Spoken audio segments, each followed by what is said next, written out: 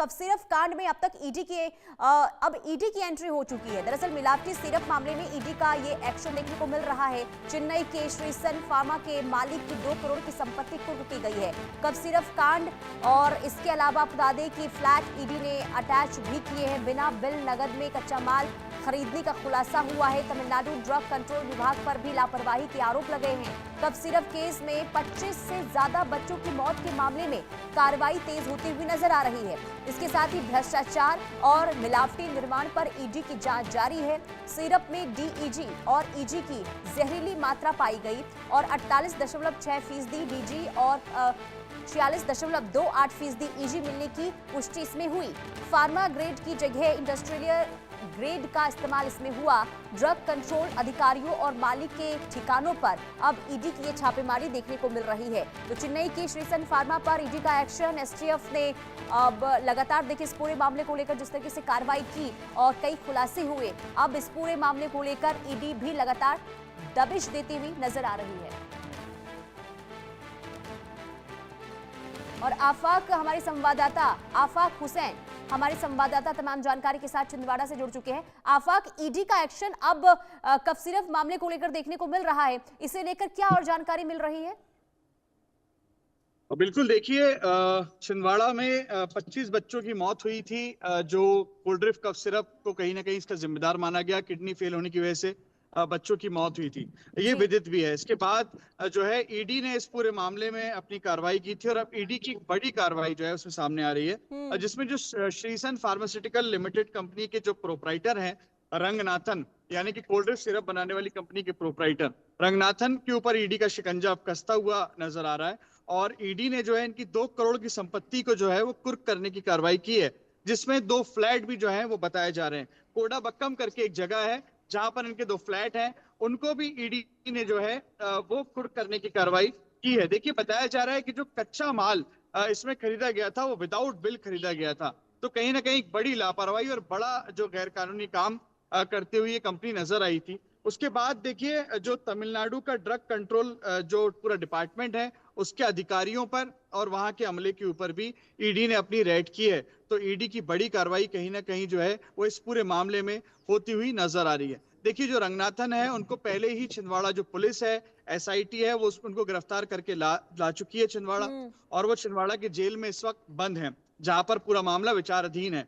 वहीं एक और अपराध उनके ऊपर दर्ज हुआ, क्योंकि छिंदवाड़ा की ही एक बच्ची जो कि कुंटीपुरा थाने की रहने वाली है, क्षेत्र की रहने वाली है, वहां पर उस बच्ची की मौत हुई और उसने भी कोल्ड ड्रिंक कफ सिरप का सेवन किया था। और अगर हम छिंदवाड़ा और बैतूल को मिला लें तो ये आंकड़ा जो है बच्चों की मौत का वो 27 के आसपास पहुंच जाता है।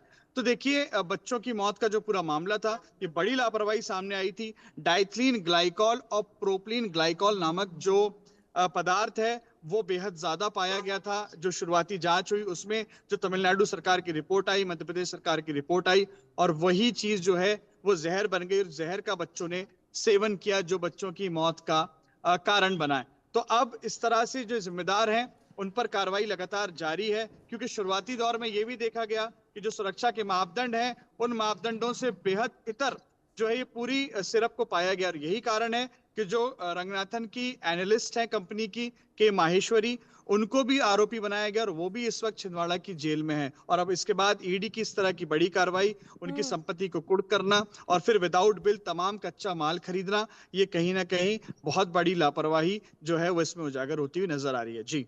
और आफाक, ये लापरवाही नहीं, किसी की जिंदगी के साथ खिलवाड़ हो रहा था और यहाँ पर देखिए किस तरीके से पैसों की हेरा फेरी की गई। लेकिन अब रंगनाथन पर तो एक्शन देखने को मिल रहा है, इसके अलावा ईडी की जांच और कहां तक आगे देखने को मिलेगी? बिल्कुल, देखिए, जिस तरह ड्रग कंट्रोल के अधिकारियों के ऊपर ईडी का शिकंजा कस रहा है, उनके ऊपर भी कार्रवाई हो रही है, उनके तमाम जो हैं वो चीजें खंगाली जा रही हैं, तो लगता है कि आने वाले वक्त में और भी बहुत सारे आरोपी इसमें बढ़ सकते हैं। और जैसा हम शुरुआत से इंडिया न्यूज के जरिए ये कहते आ रहे थे कि इसमें आरोपी बढ़ेंगे और आरोपी बढ़ते हुए हमें नजर भी आए। जो बाद में जो रॉ मटेरियल सप्लायर है पांड्या, उसको भी छिंदवाड़ा की पुलिस लेकर आई, एसआईटी लेकर आई, और अब तक 9 आरोपी इसमें, जिसमें doctor, chemical analyst Ranganathan, doctor की पत्नी, वहीं जो रॉ मटेरियल सप्लायर पांड्या है, जो फार्मासिस्ट हैं, कुल मिला के जो है वो अब तक 9 गिरफ्तारियां छिंदवाड़ा और तमिलनाडु को मिलाकर हो चुकी हैं। और अब इस तरह से ईडी की कार्रवाई अगर होती है तो जो ड्रग कंट्रोल डिपार्टमेंट के अगर कोई लापरवाह अधिकारी जिन्होंने अपनी जिम्मेदारी नहीं निभाई तो उनके ऊपर भी कार्रवाई होती हुई नजर आएगी। जी। और बिल्कुल देखिए किस तरीके से आफाक ये पूरा सिंडिकेट चल रहा था, मध्य प्रदेश से लेकर उत्तर प्रदेश में भी अब जांच का दायरा जब पहुंचा तो जो खुलासे हो रहे हैं वो हैरान इसलिए भी करते हैं कि कोई कैसे पैसों की लालच में अब किसी की जिंदगी के साथ इस तरीके से खेल सकता है। और अब इसका खुलासा, यानी कि देखिए मध्य प्रदेश में जब 27 बच्चों की जान गई, जो आंकड़े आप बता रहे हैं, इसका मतलब आप सोचिए कि अगर ये कफ सिरप आगे और डिस्ट्रीब्यूट होता और बच्चे पीते तो बहुत डरावनी तस्वीर आ सकती थी, अगर इस पर अब समय रहते पता नहीं चल पाता तो।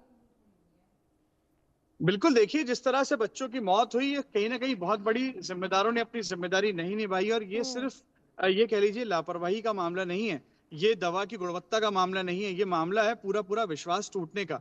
क्योंकि अगर दवा ही जहर बन जाएगी तो फिर किस पर विश्वास किया जाएगा? इंसान जो है वो खुद ठीक होने के लिए, जो मरीज होता है वो दवा का सेवन करता है इस विश्वास से कि दवा हम पिएंगे तो ठीक हो जाएंगे, और दवा पीने के बाद जब इस तरह बच्चों की मौत हो जाए तो फिर विश्वास किस पर किया जाए? ये सीधा सीधा सवाल जो है वो पूरी स्वास्थ्य व्यवस्था के ऊपर खड़ा होता है। क्योंकि जो सुरक्षा के मापदंड है शुरुआत से लेकर आखिरी तक, अगर शुरुआत में ही इसकी जांच जो है वो प्रॉपर होती, जो केमिकल एनालिस्ट हैं वो प्रॉपर जांच करते, जो तमिलनाडु सरकार के जो स्वास्थ्य विभाग के जो सुरक्षा उपकरण है उनकी उपलब्धता होती, तो ये चीजें रोकी जा सकती थी। लेकिन वहीं अगर इतनी बड़ी कमी है तो नीचे आते आते तो ये पूरा जहर जो है वो देखिए सर्कुलेट हो गया और बच्चों की मौत हुई है। SR13 बैच की ये दवा है जो कि कह लीजिए जो दूषित हुई है, जो कोल्ड ड्रिंक सिरप है SR13 बैच की दवा है जिसमें डाइथिलीन ग्लाइकॉल बेहद ज्यादा मिलाया गया।